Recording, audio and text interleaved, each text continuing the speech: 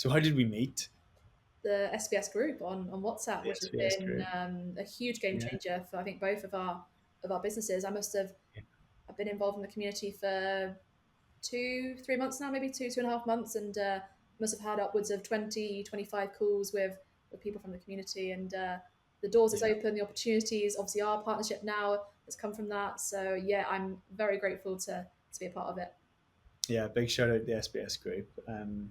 I think I was probably in it from quite early on. I don't know how much longer before. So I went to a live event maybe in July Hmm. last year, Hmm. uh, and Daniel Ross, one of the co-founders, set up an in-person, what would you call it, round table Hmm.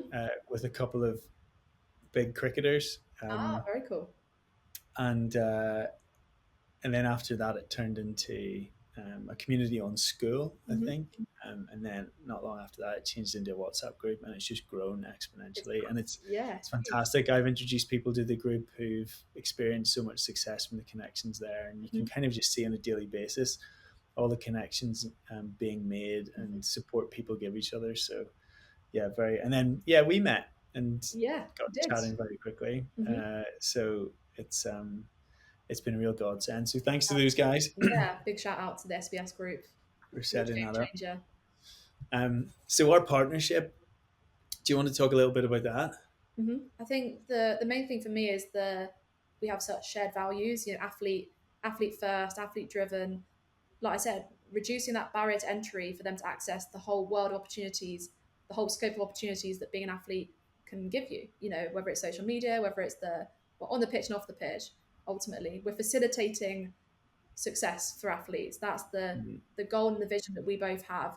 So to be aligned on that mission as such, like that's in partnership, that's super special. And I think we can do a lot Yeah, of positive work, positive change to yeah, build out athlete opportunities and to see, yeah, I know I keep saying success, but ultimately success for them and for our businesses at the same time. yeah. I really liked. We both very early on knew that we were pulling in the same direction with Yeah.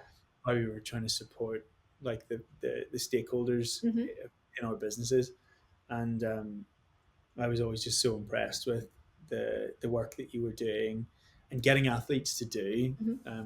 which is something I considered it was going to be a challenge. And as you said, you know, you've reduced that barrier to entry for Hmm. them and making it more possible with strategy and organization and just making content creation not such a burden Hmm. and a bit more of the daily routine Hmm. that Yeah. that allows them to sort of tick both off. And you know, for me to be able to provide content for fans that's that's what they want, that's helping the athlete in one sense, but it's also serving an audience in another that really gives them something very interesting Hmm.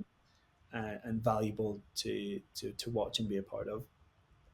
So it was a no brainer Hmm. to reach out to you, um, and figure out more. And you know, luckily we've formed our partnership, Yeah. FAYDER's first partnership. So it's really exciting for us. Super exciting. Um, so it'd be good to talk around, I suppose, what we're doing, putting it in context. You know, what we're doing with the first athlete that we're sharing, Hmm. which is a golfer that I've soft launched on the platform, called Jake Bolton, who's a former Walker Cup team member, turned pro in 2022. Um, had some struggles early on with a little bit of sort of poor advice and you could say mismanagement, but Hmm. you know I don't want that to reflect on anyone that was involved with him before. But it just created some pretty bad setbacks from early on, which kind of meant Jake didn't play much professional golf Hmm. whenever he turned professional, which was kind of crazy. Um, but he's now back on track and looking forward to a season where he can increase his rankings Hmm. and sort of achieve some personal success and really start that journey of reaching the elite tours. Hmm. So I brought Jake to you as an athlete that, I mean, as we've said, creating content for engaged communities Hmm. is a big offering that FAYDER wants to put forward and create Hmm. value for fans. Yeah. And I knew that our partnership would help. create some strategy around that Hmm. with your expertise, and then some consistency. So Jake, I think, is the first golfer on Press That is, Uploads. yeah, that is correct. Yeah, looking to expand across all the different sports. So I was very pleased to, yeah, get golf under the different, yeah, sort of categories of Yeah, sports we have. which is wicked. And we had a chat with Jake, and we went through Hmm. his kind of socials review and content strategy, and I suppose what did you see in Jake, or what opportunities did you see there with a golfer at his level? Oh, so much. I think even from first talking to him, he had that enthusiasm and drive to start creating more social media content. You know, from an athlete perspective, there's got to be that curiosity and interest to want to start creating different types of content, want to explore the different platforms, want to tap into the sort of commercial opportunities, and the way Jake was explaining all that, like it was clear that he has those intentions. So from my perspective, that makes my job a lot easier because the interest is already there first and foremost, and then it's kind of developing and nurturing that interest and curiosity for creating social media content and helping build out ideation, content pillars, a strategy, and yeah, sort of then moving on from that point. So it's clear early on that he had that interest for sure. Yeah, and I think it was really important for him to hear it from an outsider, because I've been working with Jake for probably 6 to 9 months now, Hmm. and content's something that we've really wanted to get on to much sooner.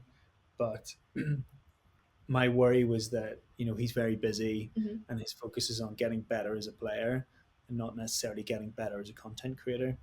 Um, but I noticed from that conversation how he just took to it and had his own ideas, Hmm. and that surprised me in a really nice way, of how he had plans to share more of his journey, Hmm. on social platforms where his closest followers are there, but there's also um, there's just sort of casual observers on there as Hmm. well, and trying to convert them into people who, for our bit for our businesses perspective, people who might choose to support his journey by Yeah. helping fund the early stages of his career, but also bringing them into the fold, into that inner circle. And yeah, so I thought it was fantastic how he responded to you, and he's committed to Hmm. starting to create more and put more out, as his socials have already been a lot more active, Hmm. and he's uploading content to the folder all the time, which we're turning around into, I suppose, valuable, Hmm. insightful content for the audience that we'll start putting out to his inner circle first, and Hmm. then start putting that out on his socials after.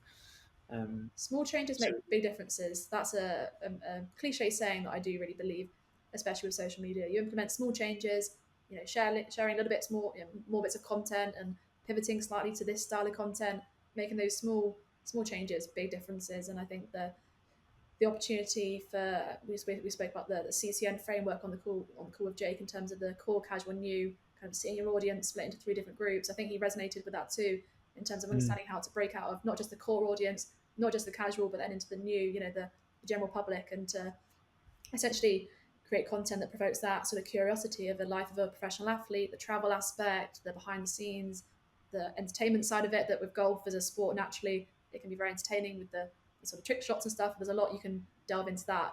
For Jake, there's a ton of opportunity, and he can choose how he pivots and what content pillars and ideas he focuses on and becomes known for. With his content, but yeah, he's got lots he can tap into for sure.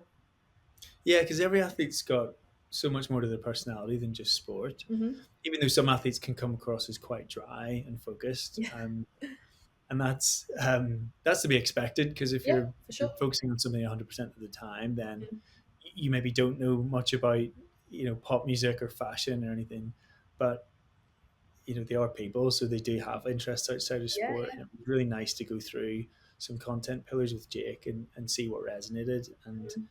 something that I'm excited to start working on him with is he's had this experience as a young amateur and then a young professional, and he's got an alternative story to tell, which I think will resonate with a younger audience, and that is maybe career advice like, this is how I turned pro, this was my experience, this is Mhm. what I learned, and I think you could learn from these steps. And um, that's not something that he'd thought about as being a valuable proposition, but I think it It really is the usually, kind of, yeah. yeah, the really nice material that, um, off a course or out of the gym, it's something that he can put his mind to, Hmm. and most importantly add value.